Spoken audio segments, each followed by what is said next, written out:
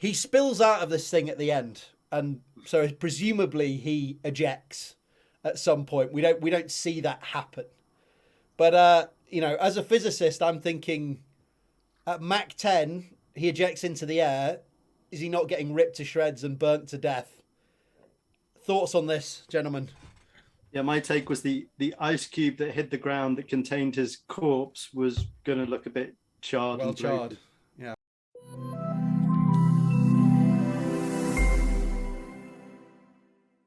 What's up, you scholars of enlightenment?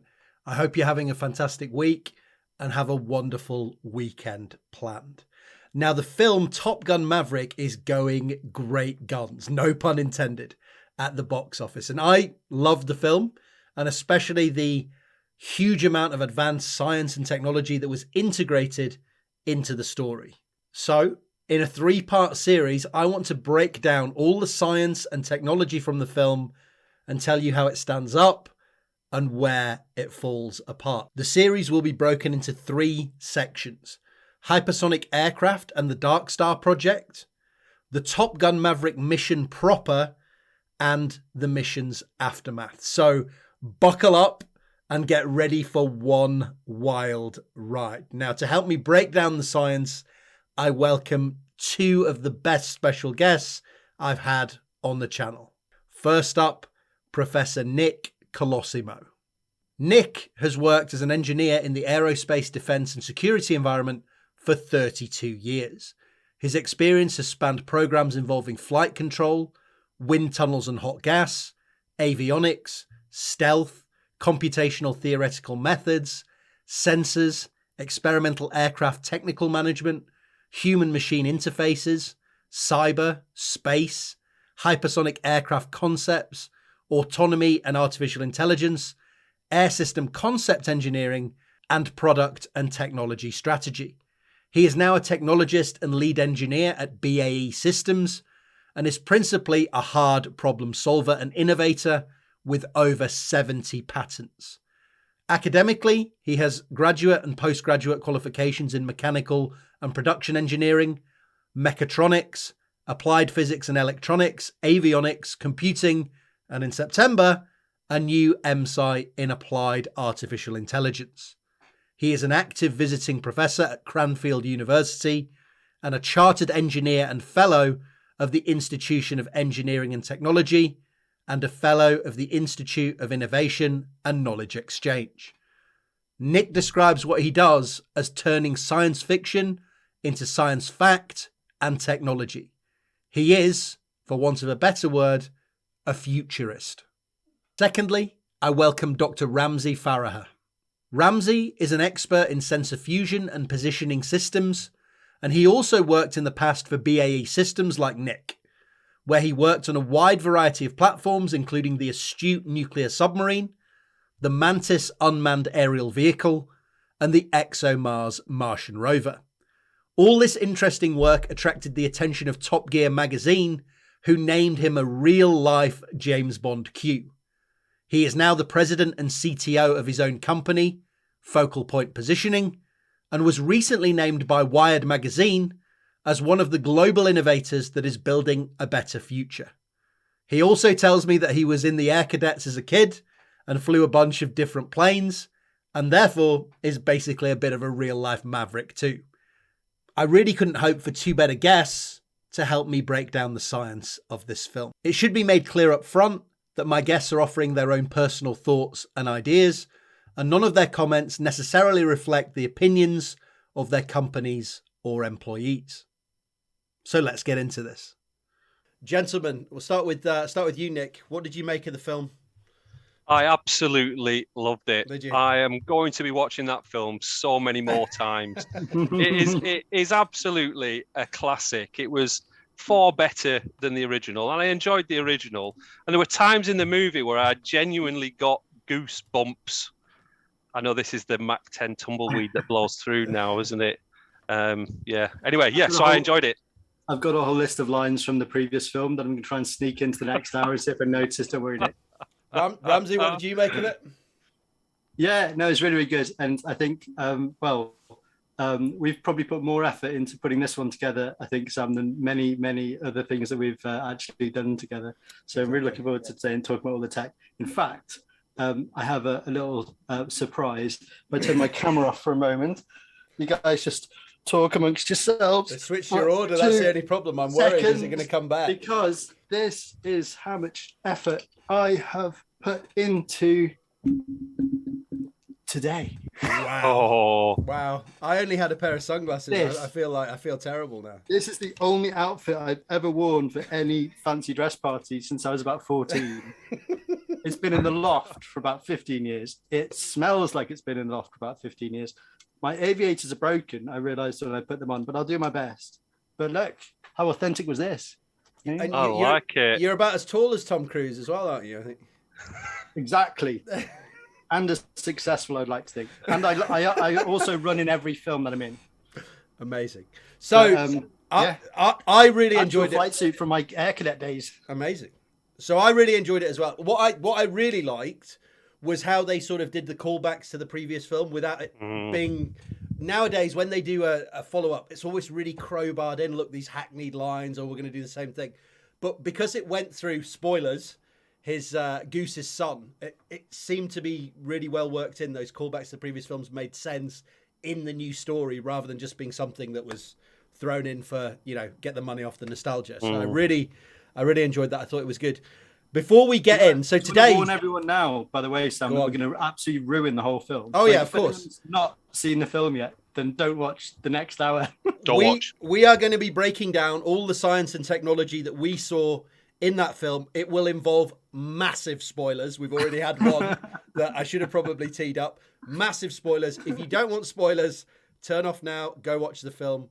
It is excellent. So before we get into that, Nick, what did you make of the general scientific technological accuracy of the film as someone who works in that field? It wasn't bad. It wasn't bad. I think what they managed to do was leave certain scenes to the imagination, in so much as you didn't really have all of the details available to you. It kind of looked a bit dodgy, in terms of some of the scenes. But you can kind of make excuses for them, right? You can kind of innovate a little bit, and I think we'll come on to some of that as we talk a little bit later. I will be ridiculously pedantic. Don't worry about the science. So if you don't like pedantry in your science, again, leave now. Ramsey, what did you make of it as a sensor expert? They certainly tried as much as they could to shoehorn in why certain things were realistic and where the excuses come. We'll probably talk about the excuse for why there were no F-35s being flown because of a bit of GPS jamming. We'll come on to that later. But you have to roll out your GPS every time. We'll get there. Yeah. But yes, I also thought it was at times more realistic than the previous film. But there were definitely a bunch of things that were in there purely for the cinematography. Like all of the surface-to-air missiles within like 50 meters of each other. We'll come on to all of that. There were a hell of a lot of Sams, which, as a Sam, I very much enjoy. So, we're going to run through this roughly in chronological order because I couldn't think, film chronological order, because I couldn't think of a more sensible way to do it. So, the film starts off with Maverick being the test pilot of a highly advanced aircraft which they codename Dark Star in the film. And he's also kind of taking part in air shows and flying his own Mustang around, sort of keeping his eye in, I guess. It was a nice way to kind of link from the old film to the modern film and show that he was still flying and that he still had his eye in. Now, the Dark Star is supposedly an aircraft that can exceed Mach 10, which is what we see in the film. It exceeds 10 times the speed of sound. And it's an experimental hypersonic plane that Maverick takes on a little bit of an unauthorized test flight, shall we say. Although technically, Sam, it can exceed Mach 10 in bits, as we discovered. It was going. I think it was going over Mach 10 before it fell into bits, but I think it was going so well. It didn't behave very well after Mach 10, shall we say? It could go Mach 10 for a little bit before it disintegrates. Let's say. So, Nick, Actually, Nick, how realistic is that? Well, yeah, it's so. I mean, there's already been, Mach 6 aircraft, and certainly you're looking at a much higher Mach number to get into space, right? So Mach 10 is not ridiculous. Certainly, scramjet engines will push up to those sorts of speeds in theory. But the challenge with it is that the faster you go, the more expensive it gets, right? And that's the big challenge. It's the hundreds of billions of dollars required to create such a program. My main issue with the aircraft was that it looked a bit fat and stumpy, right? So you really want a high fineness ratio. So in other words, the length to the width. Because you want to minimize that frontal cross section, the aerodynamic drag, because that's what you're fighting against ultimately. And also you want to keep the aircraft out of the shock cone as well. And that shock cone gets narrower and narrower from the front of the aircraft, the higher you go in terms of Mach number. And so you end up needing, and this is a prop. So Ramsey had a prop, he's put his suit on. We know he wears it more often than he makes out.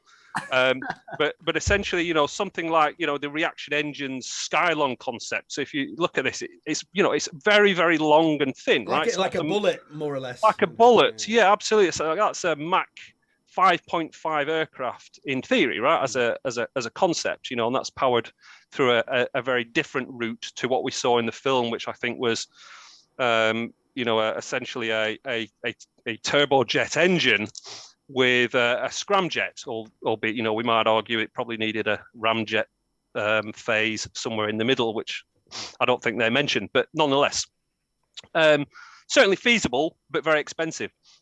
So I guess they probably just thought that having like a flying sausage wouldn't have looked so sexy on the screen. So they went with something a little bit stumpy. So when you're talking about that and the challenges of having an aircraft that's going up to Mach 10, I guess what we're talking about here is the air resistance scales with the speed that you're going squared, right? Roughly.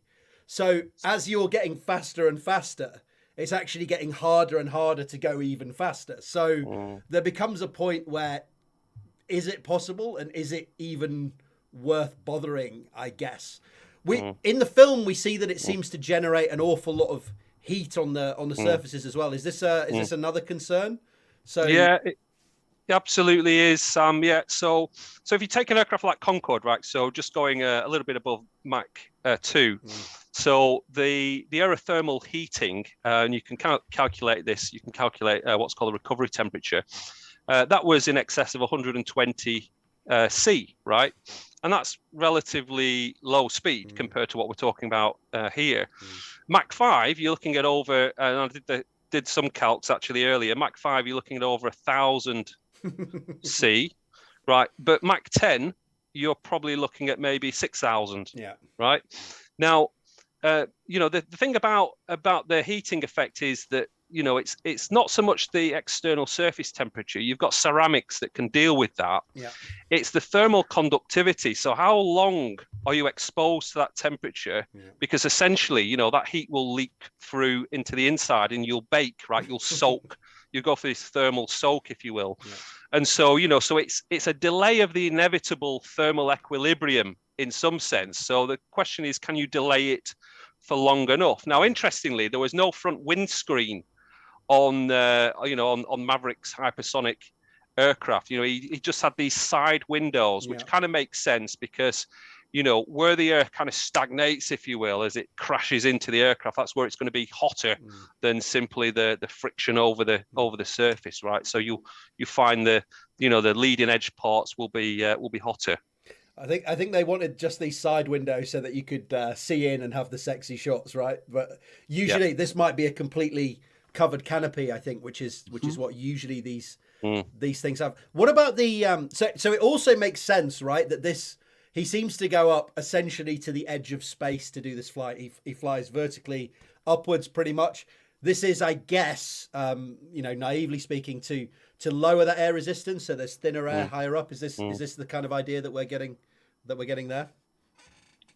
Yeah, absolutely. Yeah. So obviously, if you try with, say, a combat aircraft to go really, really fast at low level, let's say sea level, then whilst you might have a Mach 2 plus aircraft, it may not even make Mach 1 at sea level, right? Because of, the air is thicker and it's much more draggy, and you just haven't got enough thrust out of your engines. And so it makes sense to operate as high as you dare whilst there's still oxygen in the atmosphere with, a hypersonic aircraft, right? And that's really the goal, the trick, if you will, as high as possible, but not so much that you're running out of an oxidizer in the atmosphere that you now need to use rocket engines and an onboard oxidizer like liquid oxygen to combine with, whether it's your kerosene or whether it's your hydrogen, dependent upon how the whole thing is powered. So this makes sense why he's essentially dressed like an astronaut, because he's up at high altitude. Ramsey, you had a point about the maneuverability of this thing. I don't know if it would need to be particularly maneuverable for its use case. Maybe it's a high altitude spy plane or bombing plane, but you had a problem with potentially how maneuverable this thing would be, didn't you? So, well, we were discussing the bit about the fact that he goes in a big circle while trying to push to the maximum speed, which is probably not what he really wants to do. But I think the point you're probably thinking of is what we might talk about a little later about the control surfaces around the speed of sound, which I wanted to pick Nick's brain on. But that's definitely when we're going to be talking about maneuvering through the canyons. But on this point, Nick, doing a gentle 180-degree turn while simultaneously trying to push your aircraft beyond the limits it's ever had before, I think that's probably part of why it fell apart. Is it? It could be any one of a number of reasons, I guess. He's pushing the aircraft to the limits. You've got this massive thermal problem which is going on. All the displays, the kind of central warning panel lights up in the cockpit, which basically says everything's going off. So combination of the aerodynamic loads and the temperature is probably the reason for all of that. But yeah, absolutely. What you don't want to be doing is performing maneuvers which you might class as aerobatic in any way, right? You want to be moving those control surfaces very, very slightly. In fact, you probably even want to be using novel control surfaces. So in other words, you don't have moving parts, right? Because, they're going to jam up and all kinds of things through thermal expansion and so on. And so you might even think about, fluidic controls, so some of the work that lots of folk have done in the past, including my company and various universities like Manchester and Cranfield, to use kind of fluidic controls. And that might be an interesting option, I guess, rather than, big flight control surfaces that move around like this and subject to absolutely horrendous loads. It did look like quite an interesting turn that on the picture, but then the turn radius of that is going to be massive. Right.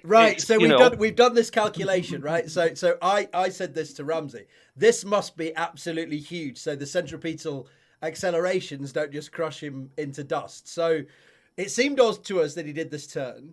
So he sets off from the Mojave Desert in California, and Ramsey's sort of contention was maybe he was worried about flying out of US airspace, but it looks like he sets off due east at the start, so that wouldn't be too much of a concern. So I did a little bit of a calc on this circle. So we know that he's going at about Mach 10 when he starts doing this circle. And we know that if he wants to sort of be going at a reasonable acceleration, centripetal acceleration around this circle, 3G is something that pilots can maintain for roughly an hour if they have to. They don't want to, but it's a sustainable G. And he looks like, if you look at the sort of his face, he's pulling a few Gs, but not too much. And if you do the calculations on the centripetal acceleration of that, V squared over R, you get that this is about 400 kilometers. So this is going to be a massive radius turn. It doesn't look that big on the picture, but maybe that's because of the perspective. But he's going to have to be pulling an absolutely massive turn just not to be crushing his own bones. So we worked out about 400 kilograms, and then kilometers. And then, of course, when he spills out, he has no idea where he is, which kind of makes sense because if he's flying this 400 kilometer circle, he could be anywhere in that sort of radius. So I went around looking for a Cecil's Cafe that exists in this in this circle, and I found one that is in Reno. So right on the edge of this circle. So if you go into the old Zamata here, there's a Cecil's Cafe in South Lake Tahoe in Reno. So I'm holding that this is the Cecil's Cafe that he spills out and ends up at, not really knowing where he is. That's certainly bollocks, but I'm going. I like to think that's true, Sam. I mean, it must be. I mean, it's too much of a coincidence. How many Cecil's Cafes can there be in the whole of America, right? You know, there might only be 2, right? And that, you know, one in Reno and then the other one's in New York. There's one in Iowa, which is in the middle of the country. So maybe if he flew east and then started coming around. What I'd like to think is that Tom Cruise once ate at Cecil's Cafe and thought, I have to make an entire film that revolves around a plot where I end up parachuting into Cecil's Cafe. And it just worked it all backwards from there. Yeah. I mean, the reality is, I think that radius is much larger, right? And it's much larger because, you know, when working out the turn radius of an aircraft, it's v squared over g tan beta, right? Where beta is your bank angle. Right. Yeah, so it's a bit more complicated, right? And the reason why that's important is that although you might be pulling effectively a 3G turn, the bank angle for that is very, very steep. So, for instance, a 30-degree turn, I did the maths the other day, is 1.2G. 60-degree turn is 2G, right? So to get to 3G, you know, that you know, the aircraft is almost kind of sideways, right? You know, the problem with the aircraft being sideways is where's the lift coming from? Yeah. Because the lift vector is kind of pointing up, you know, the center of lift from the aircraft, and so now you're losing altitude, you're dropping out the sky, right? So there's a limit there. So I think that, you know, it might be the Cecil's Cafe in Iowa. It could be, It could be the other one. I'll go with that. So either he's losing a lot of altitude and he ends up in Reno, or he isn't and he ends up in Iowa. That's what we're that's what we're calling. So you mentioned just before we sort of move off the technology there, you mentioned these scramjets. So the technology that you need to get into this high orbit. So I guess it has a couple of types of engines. We talked about the heat. So does it have a couple of types of engine, like a kind of air breathing engine that it deals with lower down when the air is thicker, and then a different type of engine for high altitude? Is this kind of the way that we're going? So when you're flying slow, then, you know, I say slow, you know, so that could be low supersonic. Then, you know, this is where you'd use a turbojet, right? And it has a compressor on the front, and you need the compressor to compact the mass into the engine, the oxygen into the engine that you need, because the more you can compress in, the more fuel you can put in.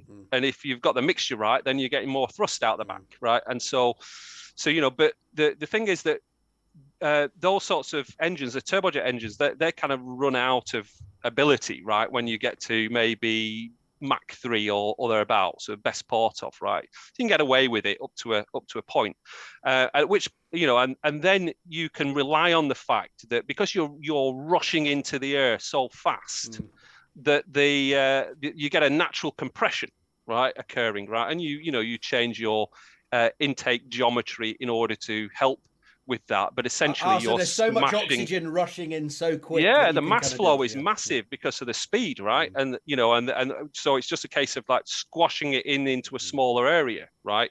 And so you don't need a compressor to do that. In fact, the compressors don't work, you know, when you kind of get to that particular point. There are one or two exceptions to that particular rule, but generally that's the case.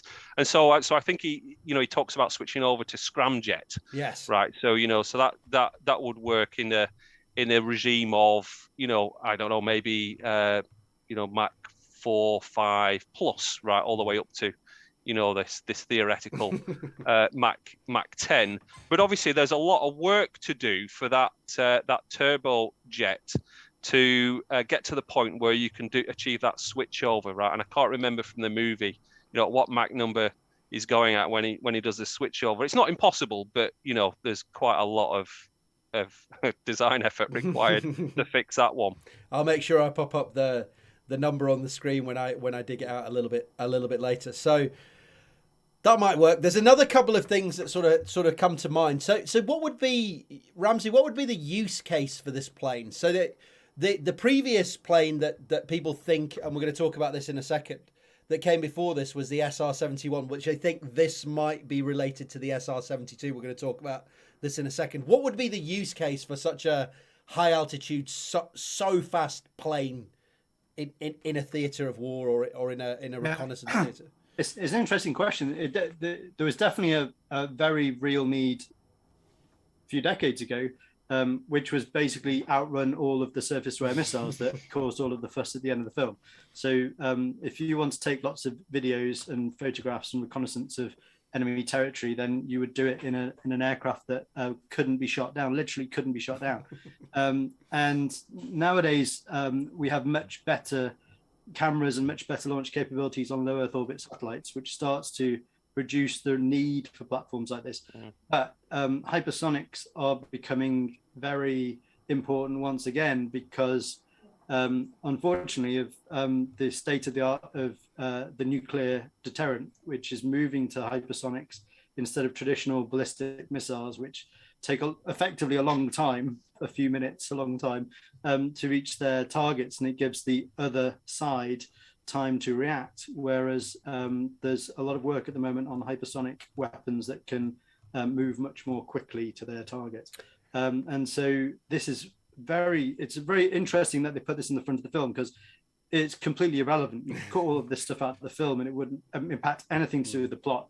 But almost like the first film was accidentally or intentionally a brilliant showcase of US Navy, and lots of people joined up all over the world, not just in America, joined up armed services off the back of Top Gun. Some people even just that was their entire life's fancy dress parties from then on. But in the same vein, this film has its link to a very real current part of this realm, which is the new step into hypersonics, and especially the throwaway stuff around.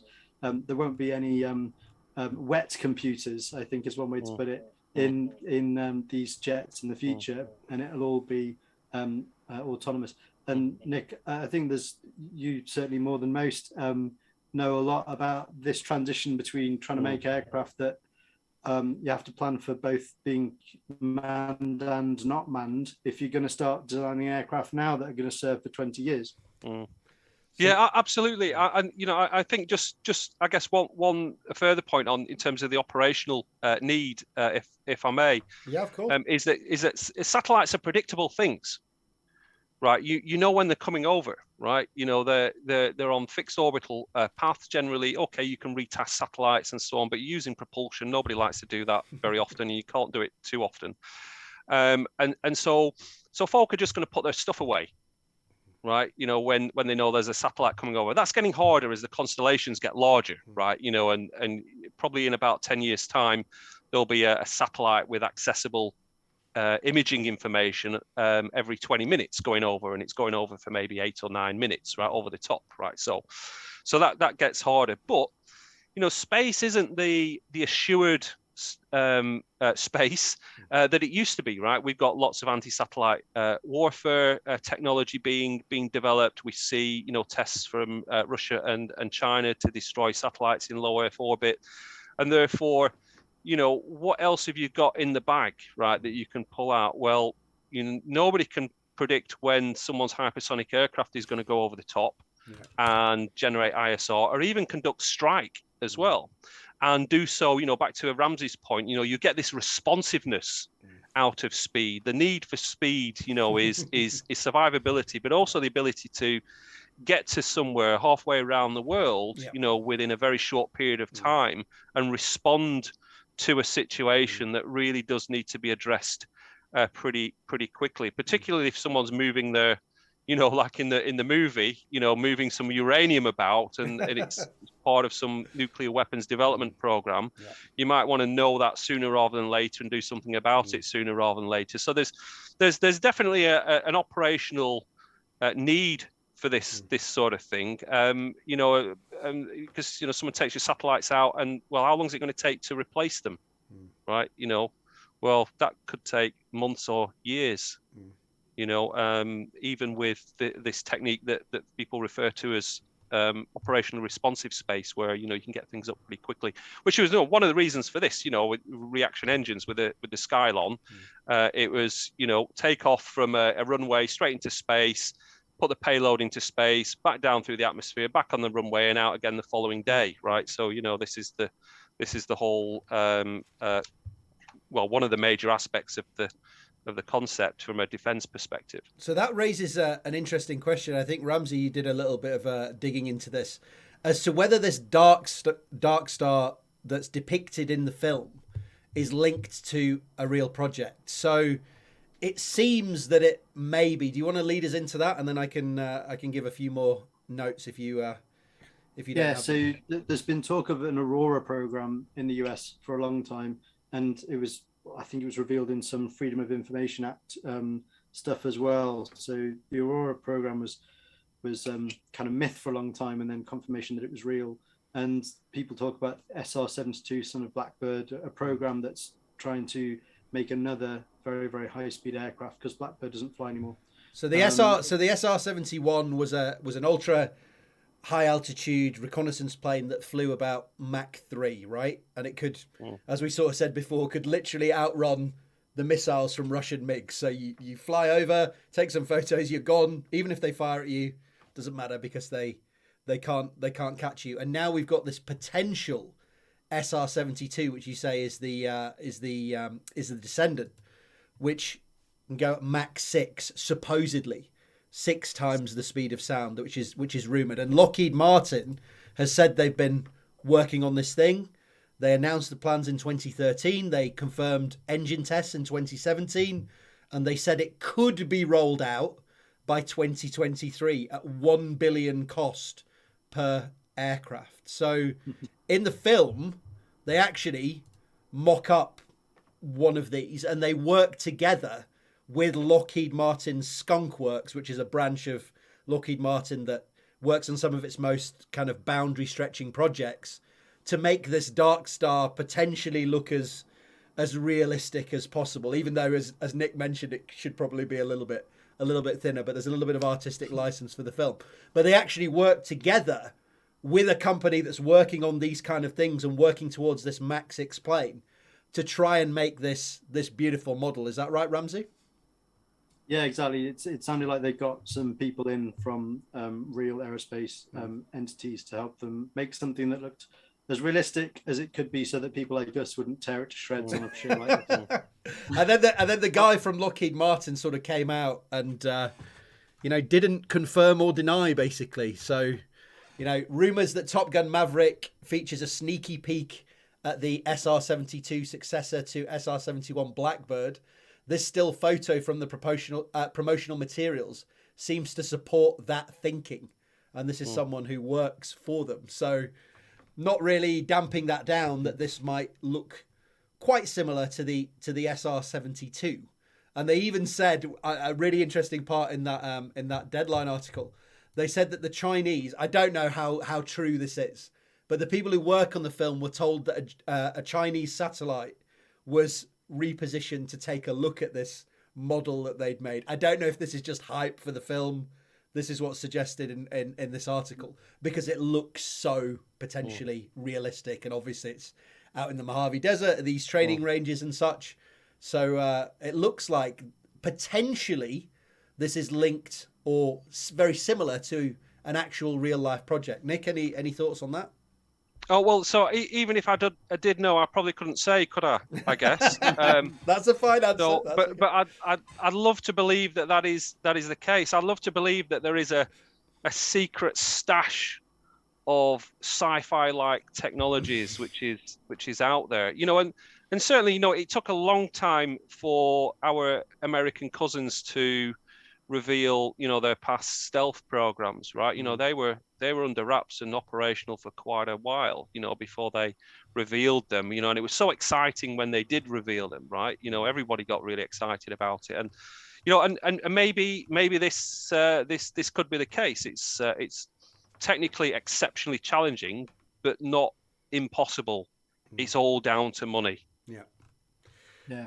Well, NASA might be even to it, right? Sam, the X-43 that hit Mach 9.6, I think. Yes. So I wanted to ask a little bit about this. So maybe if I can get the where is it, the relevant picture up? Where is he?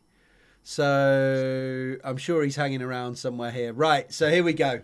So when they hit Mach 9, the Hondo character in the film, he says something to the effect of, he's the fastest man alive. And this is this sort of beautiful line that he says in a sort of hushed tone as he exceeds Mach 9. Now, having looked at this, I can't quite understand why he says this at Mach 9, because, well, first of all, it depends on what frame you're talking about. Is this relative to the ground, relative to the air, relative to the center of the earth, these kind of things. So you need to have a baseline to be pedantic.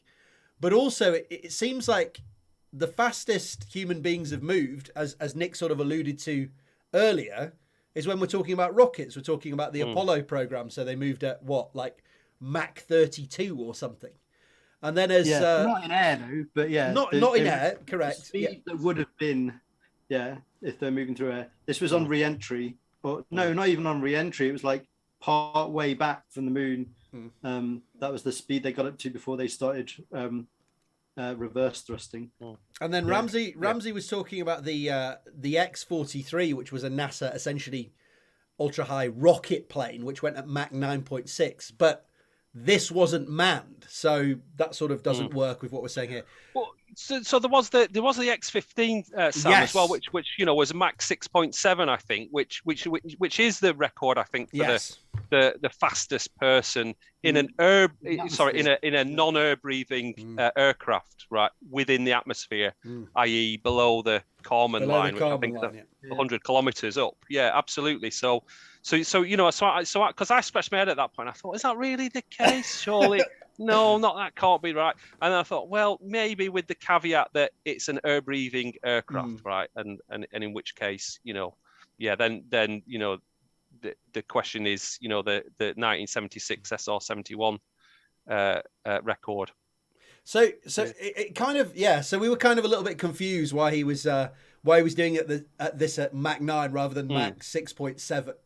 So the Mach 9 maybe every day leading up to this one, when he'd done 7.5, 8, the same guy went fastest man alive. But that's why I said it's so weird that he's just sat there. Last time out they had 8.9, and he just goes, every time they get another dot on the decimal, he's like, he's the fastest man alive. Like it just seemed a little bit overly dramatic compared to the actual records that are out there. So 9 seemed like you say, a little bit of a weird cutoff, because if we're talking about below the Kármán line, we're talking about the X-15 6.7 Mach, and if we're talking about Apollo, we're not getting anywhere close. So somewhere in between, they're saying he's the fastest man alive. Doesn't really make too much sense to me. So as we sort of clean this up, there's a couple of other things that I wanted to touch on here. So we talked about the speed, we talked about the curved path. He spills out of this thing at the end, and so presumably he ejects at some point. We don't see that happen. But as a physicist, I'm thinking at Mach 10 he ejects into the air. Is he not getting ripped to shreds and burnt to death? Thoughts on this, gentlemen? Yeah, my take was the ice cube that hit the ground that contained his corpse was going to look a bit charred. Well charred. Yeah, I think in reality, these things, if you plan for such a disaster, the whole cockpit module is like a survival cell, like it is in, for things like the Apollo missions and the space shuttle. No, that was the problem. The space shuttle didn't have a survival capsule.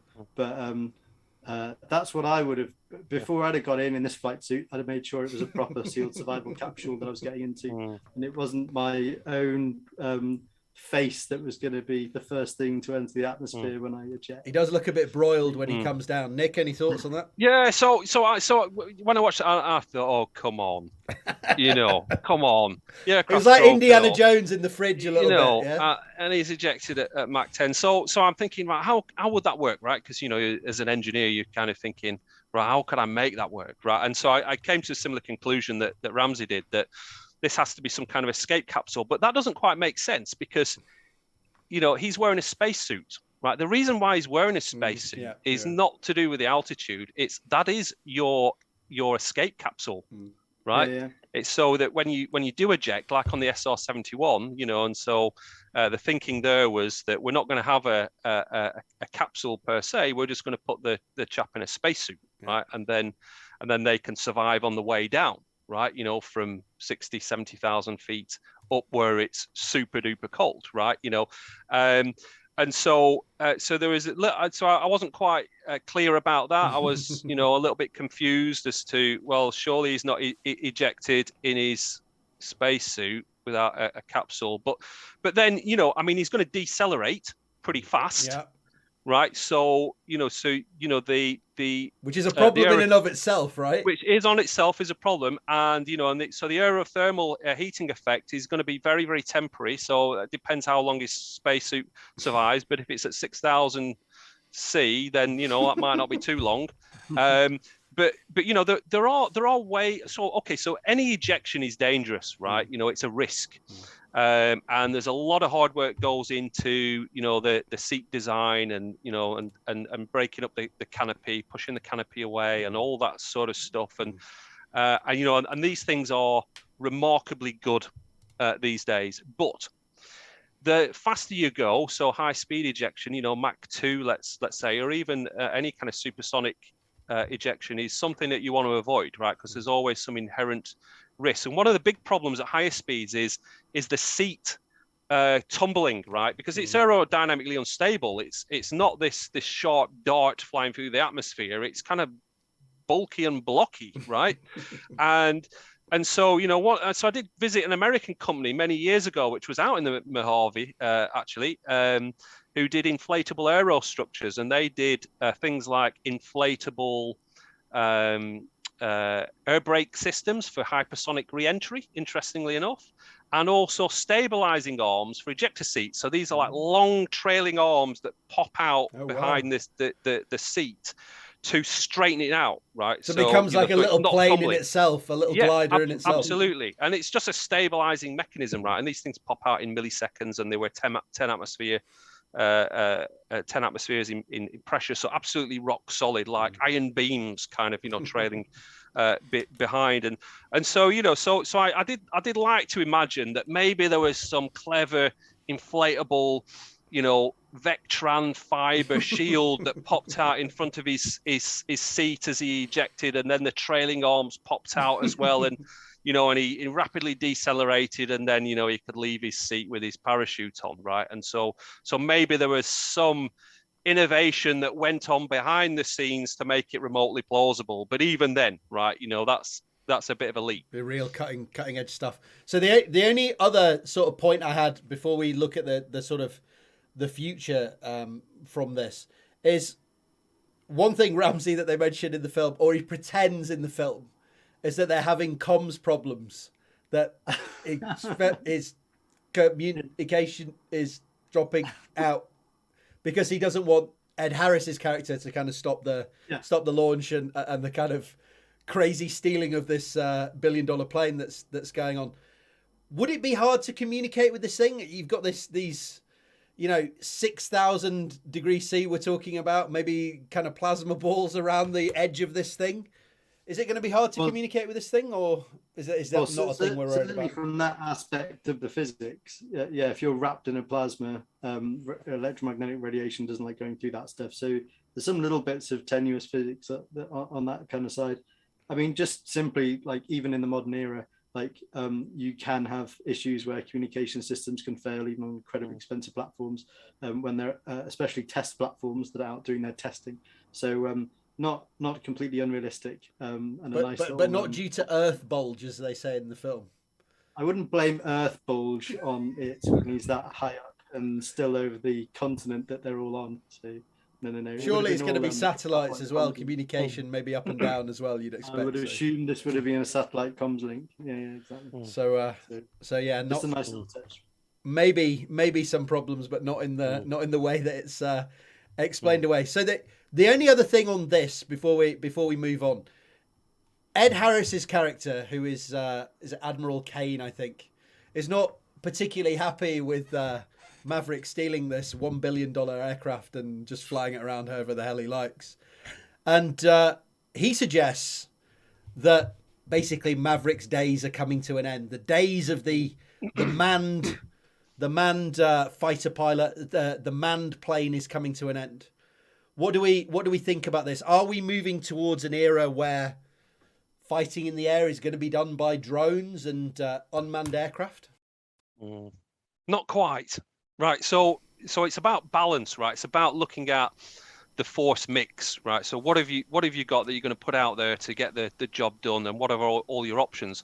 I think what the drones do is they provide further options. They also provide an ability to increase your capacity to conduct warfare, but that's got to be behind a credible core, right? A credible air core capability, whether that's air-to-air combat or air-to-air surface, right? So and at the moment, artificial intelligence is very, very good in very narrow specialisms, right? We talk about narrow AI. So great for combinatorial games like chess or Go. You know, we saw AlphaGo from DeepMind, which was, marvelous piece of work, but very narrow in terms of its specialisms. And the machines lack this general intelligence that humans have. And general intelligence is pretty important for contextual awareness and contextual understanding and making judgments, particularly judgments that relate to life or death, and they've got to be made at that particular time, at that particular point, as well as dealing with the exceptions, right? So there's always exceptions, right? Because civil aircraft, right, we could make those autonomous right now, right? There's no problem with that. In fact, we did that on one of my test programs many years ago, where we created a surrogate UAV, but it was effectively a commercial aircraft that we utilize, and that was to act as a test platform rather than ferrying passengers without a pilot on board, right?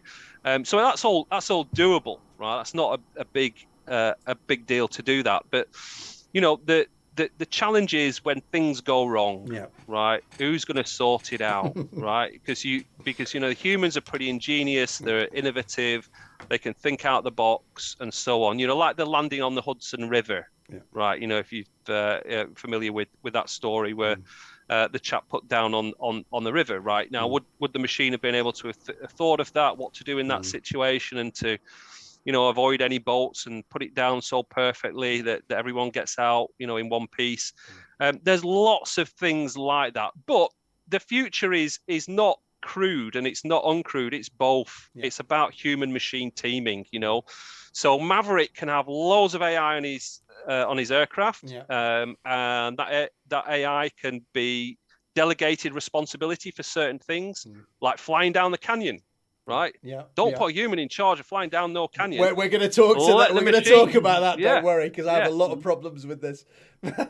I think Ramsey has a really nice way of explaining this, which is maybe you want to do it, Ramsey, about the dog pulling the woman into the road and the autonomous car not knowing about what a dog pulling a woman is on the side of the road. It's almost like a child that hasn't had world experience, right? We have these when we do a driving test nowadays. We have these hazard awareness courses, because we as humans understand what hazards can happen in the world, but an AI which is focused just on driving down the road and avoiding things in the road doesn't realize other things that can happen in a worldwide context, like Nick alluded to.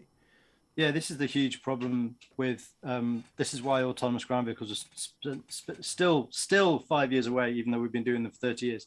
And it's that a human, when they're like 16, 17, is allowed to pass their driving test, not because they can do the pedals and do the wheel. Like 4-year-olds win go-karting championships because they know how to do the pedals and steer the wheel. The reason a 4-year-old doesn't turn up in your Uber and pick you up and take you to your cinema date is because the 4-year-old can't be trusted to do the right thing when at the traffic lights, someone starts coming towards the car with a knife. Or as you said, on red, right? When that is fine to break the law. Go through on red when someone's coming at the car with a knife. That is not currently in any autonomous vehicle's tool set. And as you said, Sam, that's an extreme example compared to the woman nearly getting pulled by a dog into the road. We'll go with but there are billions of these corner cases, aren't they? Right? Yeah. You know, there's so many of these corner cases. They're not corners. It's practically a circle, isn't it? Yeah, exactly. But I'll flip my example right around. If I look at that person carrying the knife, and it's a little old lady packaging her knife she's just bought from Tesco into her shopping bag, I won't panic. Right? So there's also that context. But as you said, like someone's training with a dog on a lead, I know to slow down and be careful and keep an eye on it because it might break the lead and run over the road. But autonomous vehicle would just segment that as pedestrian on pavement safe green box and not understand that the dog's trying to escape and stuff. So there's all of these higher levels of like understanding the world that we don't currently train into the AIs, which is exactly what Nick's talking about a bigger understanding of the world that's much more important than the narrow task you're in the middle of doing. But just on the point of that sort of interplay between the two, there's definitely going to be, as Nick said, the combination of the two, hopefully harnessing the strengths and weaknesses of both, because like obviously aircraft without human pilots in them can pull G's for much longer and can be more sacrificial. And you've got that aspect that human pilots are incredibly expensive objects inside that plane. And they need these pesky things like sleep and food. Whereas they disobey orders and fly off with the $1 billion. And they can Maverick. I'll come back to in a sec exactly the other point I wanted to make on this. But I mean, obviously, once you have trained this incredibly brilliant AI, you can press the copy paste button and splat it into every aircraft that comes off the production line. Whereas training pilots, the whole point of these films is like all the Top Gun shenanigans. And this whole thing, this scene is just bonkers. It's the silliest way to like carry this plot forward. The idea that after Maverick had disobeyed a direct order and destroyed the only hypersonic aircraft, the 10 billion he was now being sent to teach people at Top Gun how to behave in a plane. Perfect. Absolutely. It's and there's some things in there. Just pick up on a few of Ramsey's points. But Iceman said it was fine, and that's okay. Now we're good. We're good again. Well, that's right. And so Iceman was kind of covering Maverick's back and had been doing for so long. Seemingly had been doing it since the last film ended. Absolutely. Otherwise, he wouldn't have a job, would he? He would have charge of Iceman's keyboard. We'll never know. They wouldn't let him maintain an aeroplane, never mind fly one. In fact, I don't know what he would be doing. That'd be an interesting diversion, that wouldn't it? What career would Maverick be doing if he wasn't? He wouldn't be driving buses, would he? He wouldn't be driving buses because that'd be like a scene from Speed, the movie, wouldn't it, with Keanu Reeves and so on. But I mean, so I think one of the challenges that comes up in this whole kind of drone versus crewed aircraft debate is around this kind of high G sort of tolerance. Now, it really transpires that as you try and push beyond 9G, and I think we'll touch upon this a little bit later, that you end up needing more structure and more mass, to cope with the G load. So your aircraft's getting heavier and bigger, and that's making it more expensive. And actually, you're making very small incremental gains, right? And at the end of the day, what are you up against? You're up against missiles with very low inertia and massive thrust to weight ratios. You're up against, in the future, probably in the 2030s, laser directed energy weapons. There's no amount of maneuverability is going to fix that problem, right? That's what you need a deflector shield for. Well, one I prepared earlier, in fact. And so, so you need to take a different approach and understand what is making an operational difference, I guess. Be sure to join us for part 2, where we'll break down the science and technology behind the Top Gun Maverick mission proper. See you next time. I want to know what you think, because you're the scholars of enlightenment that I do this for. So please take a moment, if you wish, to let me know down in the comment section. And if you like this video, please consider leaving a like, subscribing, setting up notifications, and sharing this video more widely. I can't tell you how much these simple actions help me out and how much I'd appreciate it. Thanks for watching. Thanks for being scientific. Thanks for being bad.